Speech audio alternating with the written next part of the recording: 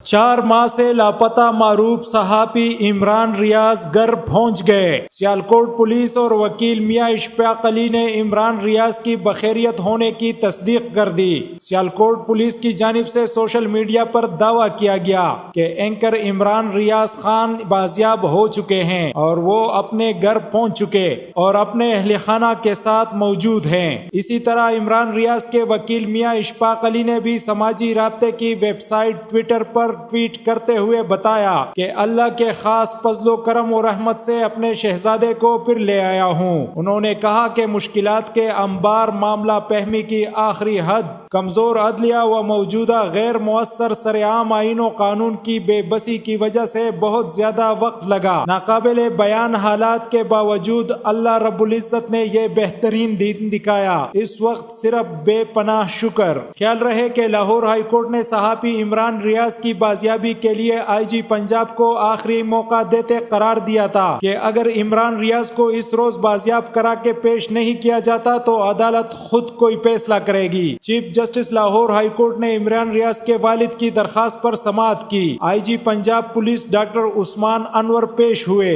اور عمران ریاض کی بازیابی کے لیے ایک اور مہلت مانگی۔ Chief justice Lahore high court نے برہمی کا اظہار کرتے ہوئے قرار دیا کہ 5 ماہ سے آپ کی باتیں صبر سے سن رہا ہوں، اب میرے صبر کا پیمانہ ختم ہو رہا ہے۔ چیف جسٹس نے درخواست گزار کے وکیل میاں ولی اشفاق سے استفسار کیا کہ اگر آپ رضامند ہیں تو میں مہلت دے دیتا ہوں۔ میاں علی اشفاق نے آئی جی کو مہلت دینے پر رضامندی ظاہر کر دی۔ درخواست گزار نے موقف اختیار کیا کہ بیٹے عمران ریاض کو اغوا کر لیا گیا، اس کو کسی عدالت کے روبرو پیش نہیں کیا گیا، عدالت بیٹے کو بازیاب کرانے کا حکم دے۔ دوران سماعت آئی جی پنجاب سمیت دیگر افسران عدالت پیش ہوئے۔ Chief justice Lahore high court نے آئی جی پنجاب سے استفسار کرتے ہوئے پوچھا، عمران ریاض کی بازیابی کے لیے کیا پیش رفت ہوئی ہے؟ جس پر آئی جی پنجاب نے کہا کہ ہم عدالتی احکامات پر عمران ریاض کے والد سے ملاقات کی تمام پیش رفت سے متعلق ان کے والد اور وکلاء کو بتا دیا گیا ہے، معاملے پر ٹھیک ڈائریکشن پر جا رہے ہیں۔ دوران سماعت عمران ریاض کے وکیل نے کہا کہ ان کی تفتیش درست سمت میں جا رہی ہے، کیس میں کسی بھی وقت پیش رفت ہو سکتی ہے۔ عدالت نے کارروائی کرتے ہوئے سماعت 26 ستمبر تک ملتوی کر دی تھی۔ بہت شکریہ۔ مزید خبروں اور اپڈیٹس کے لیے دیکھتے رہیے ایم پی نیوز۔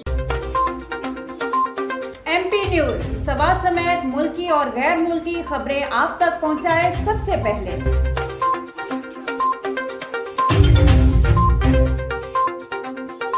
دن بھر کی تازہ ترین خبریں ہوں یا عوامی مسائل ہوں، ایم پی نیوز کی سکرین پر سب سے پہلے۔ سیاسی میدان ہو یا ہو کھیل کا میدان، ہم پہنچائیں گے سب سے پہلے خبر ایم پی نیوز پر۔ اب آپ کی آواز بنے گا ایم پی نیوز سب سے پہلے، تو ابھی فیس بک پر اور یوٹیوب پر سبسکرائب کیجیے ایم پی نیوز کو۔